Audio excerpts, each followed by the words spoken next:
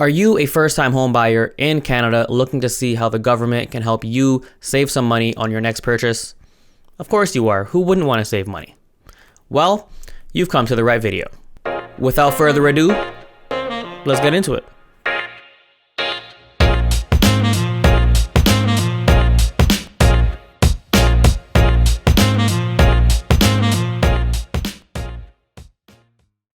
Hey, what's up guys? My name's Kevin and I'm a real estate agent in Toronto, Canada.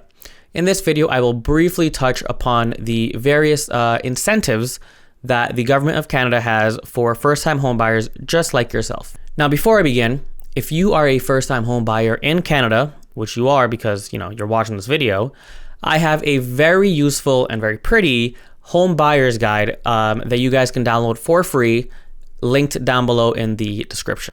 It basically walks you through the process of buying a home from start to finish. Now, I'll make a separate video on this in the future, so if you guys are interested, make sure you are subscribed. Now, before I begin, I just want to say that this video is meant to provide useful information for first-time home buyers in Canada, more specifically in the province of Ontario. Some of these may apply to other provinces or even other countries, but I am not making any promises to any of that because I have no idea. Now, here in Canada, we have something called the CMHC, which is the Canada Mortgage and Housing Corporation. They have a couple of government programs to assist first-time homebuyers like yourself. Now, don't worry, I'll put links to all of these down below if you want to read up a little bit more about each of them. Now, the newest one, and I think most of you may have heard of this, is called the First-Time Homebuyer Incentive. The purpose of this is to help first-time homebuyers purchase their home without adding to their financial burdens. So basically, this allows you to borrow 5 or 10% of the purchase price of your home based on the type of home that you're buying in the form of a shared equity mortgage. This means that the government shares in the upside or the downsides of the value of your home. When you sell your home to a maximum of 25 years, you would pay back the same percentage, not the same amount that you initially borrowed. For example, let's say the purchase price of your home is $200,000 and you borrow 5%, which is $10,000. Now, let's say you sell your home in the future for $300,000. You would have to pay back 5% of $300,000, which in this case is $15,000. And $15,000 is more than $10,000. So that means you pay back more. Now, in the odd chance that your house value goes down, which wouldn't happen in Toronto, let's say it goes down to $150,000. You would still be required to pay back 5% because 5% is what you borrowed initially. So 5% though of $150,000 is only $7,500. So in this instance, you would be paying back less than what you borrowed.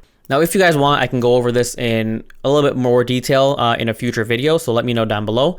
But like I said, links are down below so you can read up on these on the actual government websites for the most up-to-date information. But basically, there are a few requirements that you would need.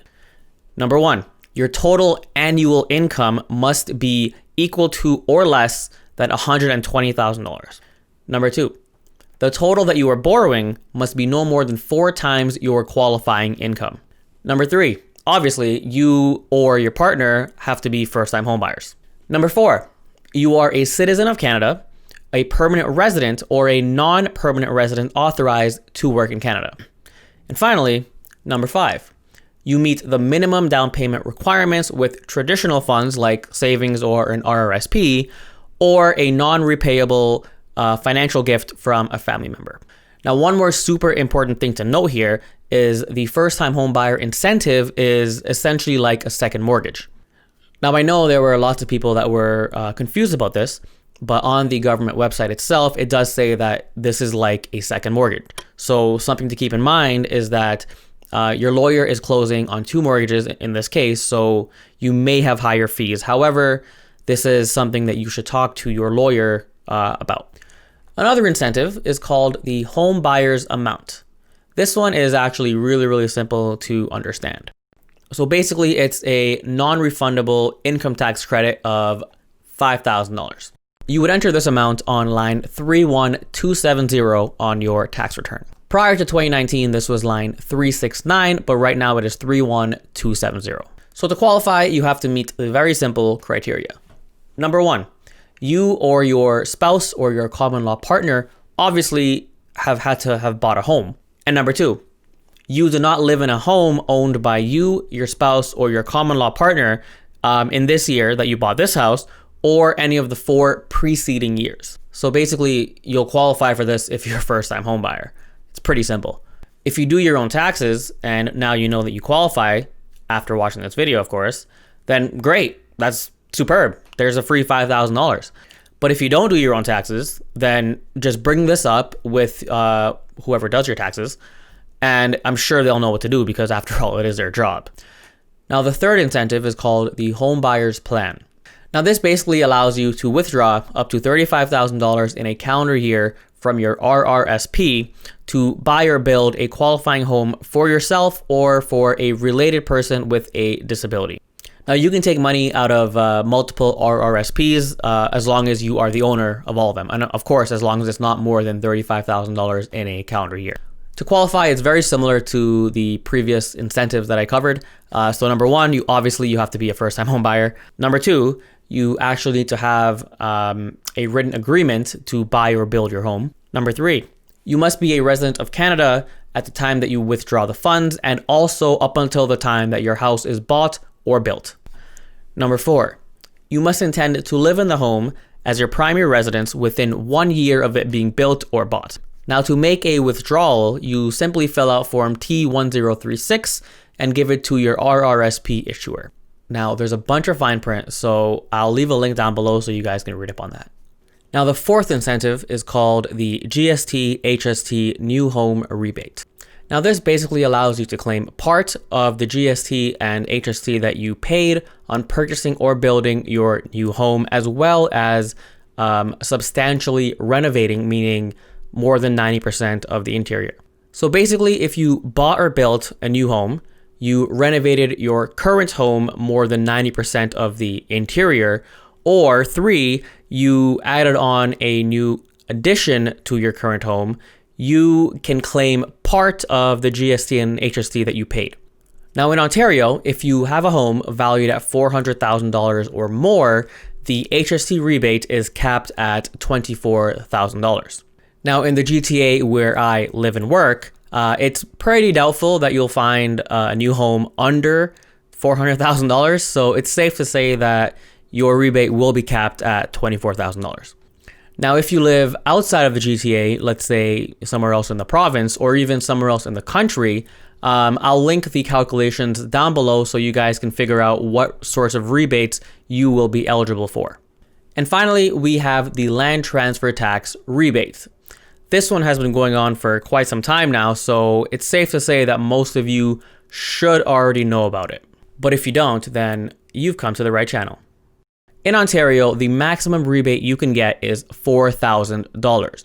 This covers the purchase price up to $368,333. That's a mouthful. So basically what this is saying is if your home costs more than $368,333, the maximum you will be getting is $4,000.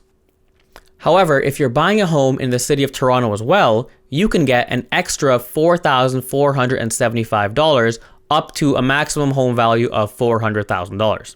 Now, this is something I feel like most people don't actually know. So basically what this means is if you're buying a home in the city of Toronto, which is also in the province of Ontario, and your home value is more than $400,000, which everything is in Toronto, then you will be eligible for $8,475 as a land transfer tax rebate. Now, in both of these cases, if your spouse doesn't qualify as a first-time home buyer, but you do, then you would only be getting 50% of the total rebate. This kind of makes sense. I'll actually link a very handy Rates Hub article down below with a little bit more details on this topic.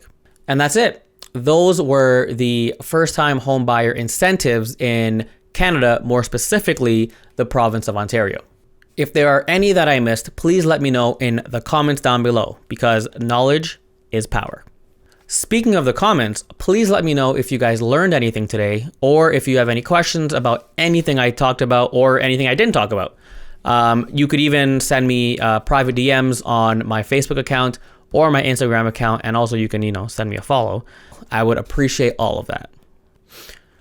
Now, if you guys learned something and want to see more of these types of videos, make sure you give this video a like, hit the sub button, and also hit that little bell icon next to it so you never miss an upload. With that said, thank you guys for watching, and I'll see you guys in the next one.